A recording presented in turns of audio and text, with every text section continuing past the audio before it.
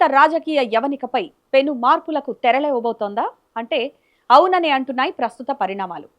దేశవ్యాప్తంగా నియోజకవర్గాల పునర్విభజన దిశగా కేంద్ర ప్రభుత్వం అడుగులు వేస్తోంది. దీనివల్ల లోక్సభ, అసెంబ్లీ సీట్ల సంఖ్య భారీగా పెరగనుంది. ముఖ్యంగా తెలుగు రాష్ట్రాల్లో, అందునా తెలంగాణలో రాజకీయ సమీకరణాలు తల్లకిందులు కాబోతున్నాయి. అసలు ఎన్ని సీట్లు పెరుగుతాయి? మహిళా రిజర్వేషన్ల పరిస్థితి ఏంటి? తెలంగాణలో ఎన్ని సీట్లు పెరగబోతున్నాయి అనేది ఇప్పుడు చూద్దాం. నియోజకవర్గాల పునర్విభజన తర్వాత దేశం మొత్తం మీద సీట్ల సంఖ్య గణనీయంగా పెరగనుంది. నిపుణుల అంచనా ప్రకారం దేశవ్యాప్తంగా ప్రస్తుతం ఉన్న 543 లోక్సభ స్థానాలు 816కి, 4123 అసెంబ్లీ స్థానాలు 6185కి పెరిగే అవకాశం కనిపిస్తుంది. ఇక తెలంగాణ విషయానికి వస్తే తెలంగాణలో ప్రస్తుతం 119 అసెంబ్లీ స్థానాలుండగా మరో 60 పెరిగి 179కి చేరుకుంటాయి. లోక్సభ స్థానాలు 17 నుంచి 26కి పెరిగే అవకాశం కనిపిస్తుంది. అంటే తెలంగాణలో అధికారంలోకి రావాలంటే 90 సీట్లు ఖచ్చితంగా గెలిచి తీరాల్సిందే. ఈ పెరుగుదల జనాభా ప్రాతిపదికన కాకుండా అందరికీ సమాన ప్రాధాన్యం ఇచ్చేలా 50% ప్రో రేటా పద్ధతిలో ఉండవచ్చని సమాచారం.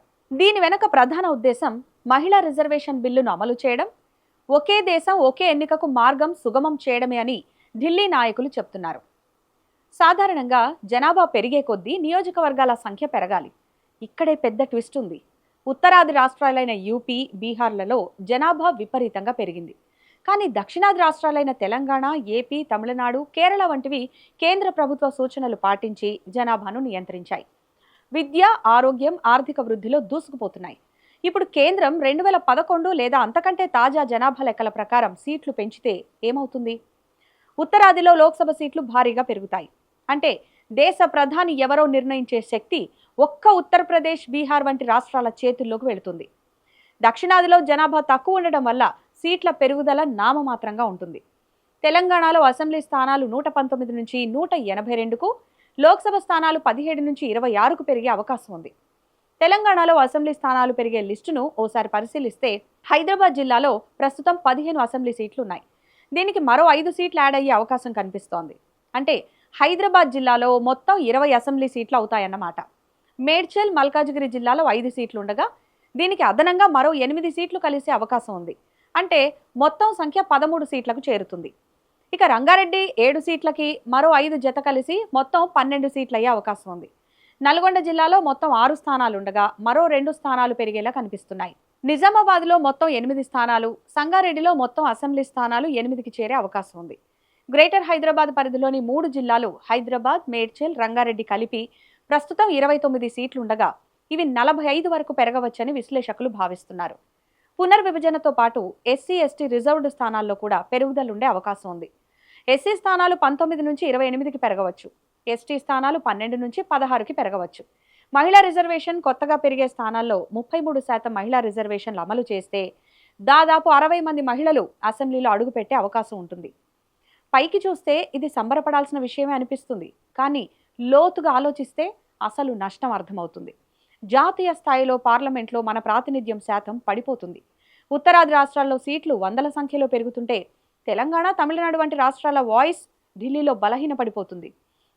దీనిపై ప్రధాన ప్రతిపక్షమైన BRS party working president KTR కేంద్రాన్ని హెచ్చరించారు.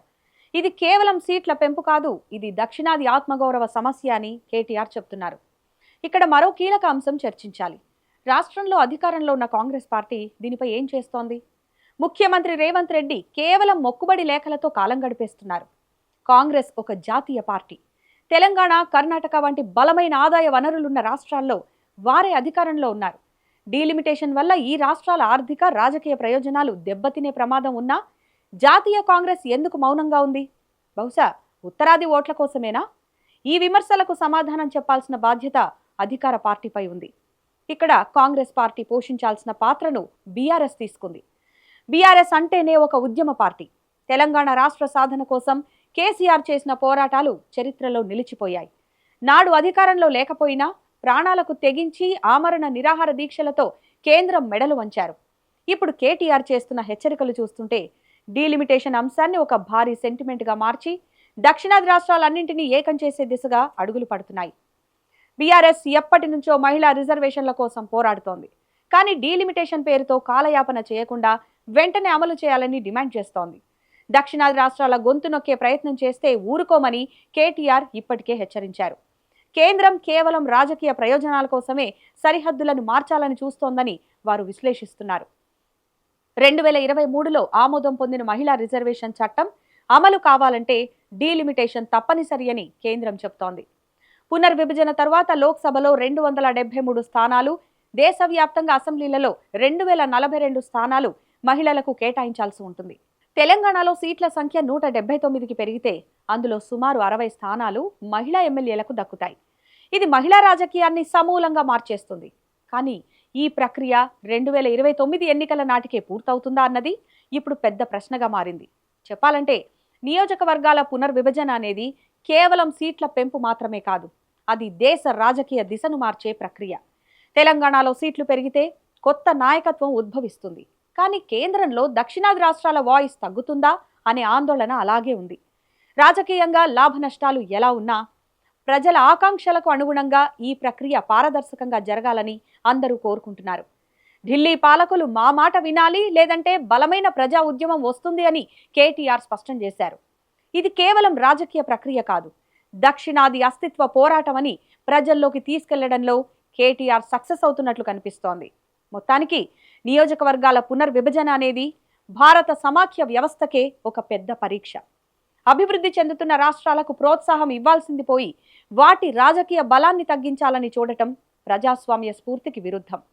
కేటీఆర్ లేవనెత్తిన ఈ అంశం రాబోయే రోజుల్లో దేశ రాజకీయాల్లో ఎలాంటి మలుపులు తిరుగుతుందో చూడాలి.